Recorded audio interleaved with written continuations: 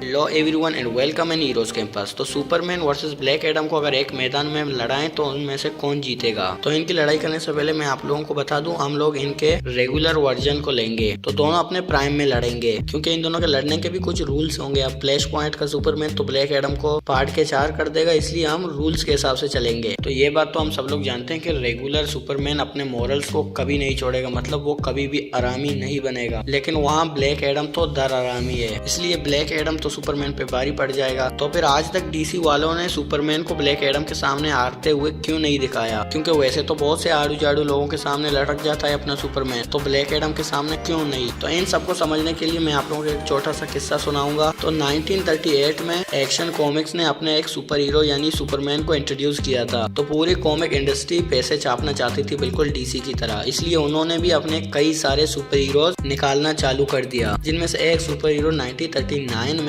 Faucet comics का आया captain Marvel, जिसे आजकल हम लोग शेज़ैम के नाम से जानते हैं, जो कि बिल्कुल सुपरमैन की तरह ही था, मतलब उसकी तरह तेज ताकतवर और उसका अल्टर ईगो एक रिपोर्टर था, बिल्कुल सुपरमैन की तरह। तो फिर 1940s में कैप्टन मार्वल यानी अपने शेज़ैम बहुत फेमस हुआ, सुपरमैन से भी ज्यादा, इतना कि वो सुपरमैन के कॉमिक्स को आउट सेल करने लगा, जो डीसी वालों से बिल्कुल भी रहा नहीं गया। इसलिए उन्होंने 1941 में फॉसेट कॉमिक के ऊपर केस ठोक दिया कि कैप्टन मार्वल बिल्कुल सिमिलर है सुपरमैन की तरह। और फिर केस बहुत लंबा चला और 1953 में फॉसेट कॉमिक ने डीसी से एग्रीमेंट कर लिया, जिसके बाद कैप्टन मार्वल की सभी पब्लिकेशंस बंद हो गई। तो मतलब शेज़ैम और उसके बाकी मिलते जुलते कैरेक्टर कभी डीसी के थे ही नहीं। और फिर शेज़ैम के राइट्स डीसी के पास आने के बाद डीसी वालों ने कभी उसके पावर्स को ज्यादा नहीं दिखाया, ताकि वो सुपरमैन से भी ज्यादा पॉपुलर ना हो सके, और उसके मिलते जुलते कैरेक्टर्स को भी, यानी ब्लैक एडम वगैरह वगैरह। डीसी वालों ने कभी कभी तो उन लोगों को ज्यादा पावरफुल दिखाया है, लेकिन ज्यादातर बिल्कुल नहीं, क्योंकि भाई अगर हम लोग देखें तो मैजिक 2 मिनट में ही सुपरमैन के लोड़े लगा सकता है। तो इनजस्टिस के मल्टीवर्स वाले फैक्टर में रेगुलर सुपरमैन अपने इविल वर्जन को कभी भी नहीं हरा सकता, जब तक वो इमोशनल वाला फैक्टर ना लाएं, जो कि बेसिकली ऑडियंस को चूतिया बनाने के लिए किया जाता है हमेशा। मगर एक बार ऐसा होता है कि किसी और डायमेंशन के सुपरमैन ने ब्लैक एडम को इजीली हरा दिया था, और सुपरमैन के उस इविल वर्जन को अपने रेगुलर वाले सुपरमैन ने हरा दिया था। तो यहाँ पर यह सेंस करता है कि अपना सुपरमैन ब्लैक एडम को भी इजीली हरा देगा। मगर एक और बात, सुपरमैन ने कहा था कि